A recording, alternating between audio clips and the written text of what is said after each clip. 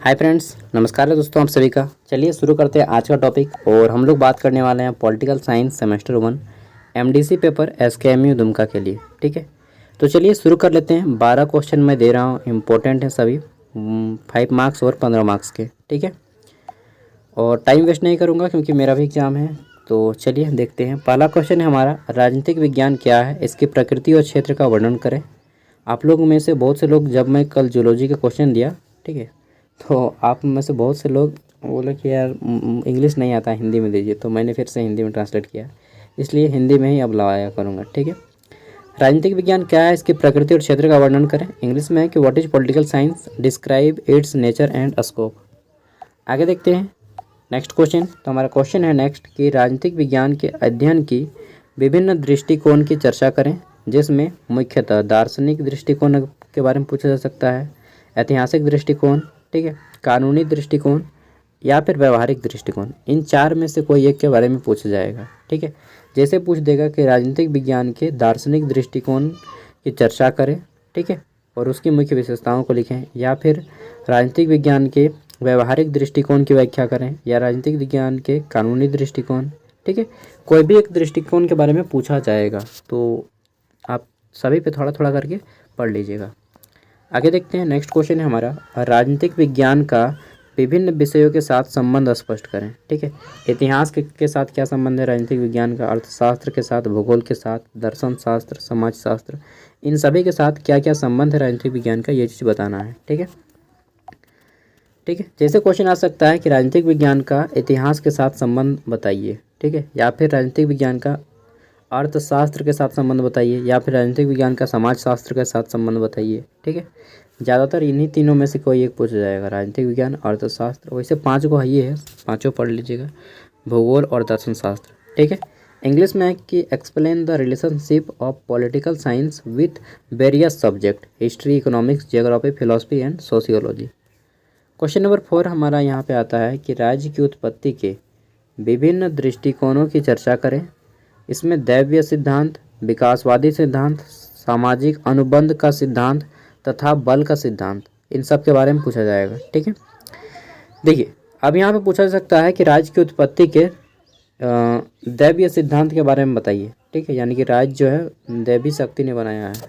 हाँ यार, मेरी मम्मी बोल रही है बैंक जाने के लिए, बैंक को जाना ना अच्छा नहीं लगता है। हाँ, ऑनलाइन यूपीआई का ज़माना है, शेयर करने, लेकिन नहीं, चलिए जो भी है।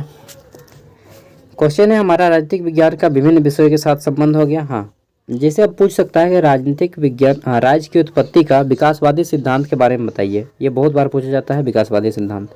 इसमें क्या है कि हमारा जो राज्य है, सबसे पहले एक छोटा सा परिवार था, परिवार के बाद फिर क्या बना, हमारा वर्ग बना, समुदाय, समुदाय से फिर समाज बना, समाज से फिर बड़ा थोड़ा बना, और फिर उसके बाद राज्य बन गया। ठीक है, तो ये हो गया विकास, धीरे धीरे विकास किया। और कुछ लोग नहीं बोलते, नहीं यह जो हमारा राज्य है भगवान ने बना के गया है, या ईश्वर ने, अल्लाह ने बना के गया है, इसको बोलते हैं दैवीय सिद्धांत, कि देवी शक्ति के द्वारा राज्य को बनाया गया है।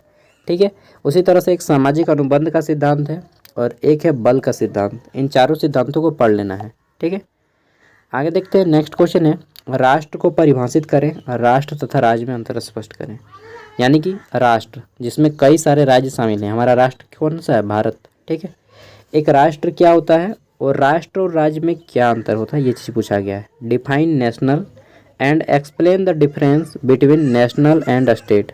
ठीक है, अगला क्वेश्चन है हमारा, लोकतंत्र को परिभाषित करें, प्रत्यक्ष लोकतंत्र और अप्रत्यक्ष लोकतंत्र के बीच अंतर बताना है। ठीक है, इंग्लिश में है कि define democracy and differentiate between direct democracy and indirect democracy. ठीक है, डायरेक्ट डेमोक्रेसी जिसमें आप जो है डायरेक्टली चुन सकते हैं अपने नेता को। ठीक है, और भारत में जो होता है इनडायरेक्ट होता है, आप वोट देते हैं तो कोई देख नहीं पाएगा।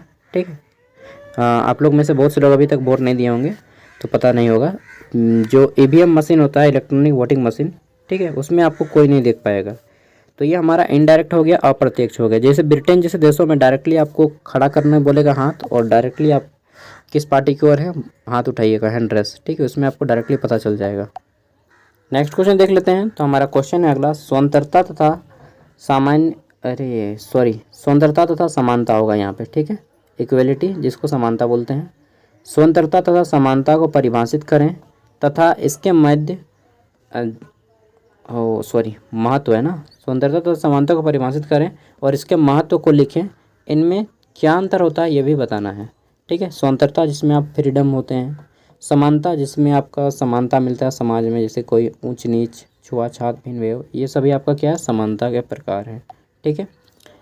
नेक्स्ट है हमारा यहाँ पे इंग्लिश में, जो लोग कंफर्टेबल हैं वो इंग्लिश में पढ़ लीजिएगा कि डिफाइन लिबर्टी एंड, यहाँ पे हो जाएगा common and right, its importance and what are the difference between them, ठीक है। यहाँ पे आपका कॉमन के जगह पे इक्वलिटी कर लीजिएगा। आगे देख लेते हैं 8 नंबर क्वेश्चन। इसमें पूछा गया है कि अधिकार का अर्थ क्या है, ठीक है, और अधिकार कितने प्रकार के होते हैं। देखिए अधिकार बहुत से हैं, जैसे राजनीतिक अधिकार हो गया, प्राकृतिक अधिकार हो गया। प्राकृतिक अधिकार माने क्या, ऐसे अधिकार जो हमें प्रकृति ने दिए हैं, जैसे सांस लेने का अधिकार, ठीक है, मतलब आपको कोई सांस लेने से रोक सकता है, नहीं रोक सकता है। पानी पीने का अधिकार, ठीक है, तो आप पानी कहीं पर भी पी सकते हैं, बस शर्त है कि आपका जो है वो किसी के घर के ना हो, ठीक है। तो सांस लेने का अधिकार, देखने का अधिकार, ये सभी अधिकार प्राकृतिक अधिकार हैं जो आपको कोई नहीं छीन पाएगा। एक होता है राजनीतिक अधिकार, जैसे वोट देने का अधिकार। सामाजिक अधिकार भी कुछ होते हैं, ठीक है, कुछ विशेष अधिकार होते हैं, इन सब के बारे में आपको जान लेना है। नेक्स्ट है हमारा कानून की प्रकृति तथा स्रोत का महत्व को लिखें, ठीक है। कानून की प्रकृति क्या होता है, कानून किसे कहते हैं, सोर्स, और इसका महत्व क्या है लॉ के बारे में। Right the nature, source and importance of law, ठीक है। क्वेश्चन नंबर 10 है हमारा उदारवाद का अर्थ और विशेषताओं का वर्णन करें। इंग्लिश में है कि describe the meaning and characteristics of liberalism, ठीक है, उदारवाद। 11 नंबर क्वेश्चन है समाजवाद तथा मार्क्सवाद को परिभाषित करें, इनकी प्रमुख विशेषताओं को लिखें, ठीक है। Define socialism and Marxism, right their main characteristics, ठीक है। समाजवाद और मार्क्सवाद को परिभाषित करना है और क्या क्या विशेषताएं इन दोनों की बताने हैं। नेक्स्ट क्वेश्चन है हमारा फांसीवाद तथा बहुसंस्कृतिवाद क्या है, आलोचनात्मक व्याख्या करें। इंग्लिश में है कि what is the theory of, एक मिनट यार मेरा गलती हो गया क्या, फांसीवाद नहीं सही है, ठीक है। What is the theory of fascism and multiculturalism, critical explain. देखिए फांसीवाद ये मतलब एक तरह से खराब ही दृष्टिकोण था, ठीक है, इसलिए आलोचना मतलब कमी को निकालना है, ठीक है। बहुसंस्कृतिवाद क्या है, जिसमें बहुत से देशों की संस्कृति को अपनाया जाता है। जैसे भारत में अभी बहुत से कल्चर, पश्चिमी सभ्यता भी घुस गया है हम लोग ना, तो बहुत से देशों की संस्कृति को मान रहे हैं, कहीं चाइना का तो कभी अमेरिका का, अपना भारत का भी मिक्स है, तो मिक्सर हो गया है बहुत सारे देश।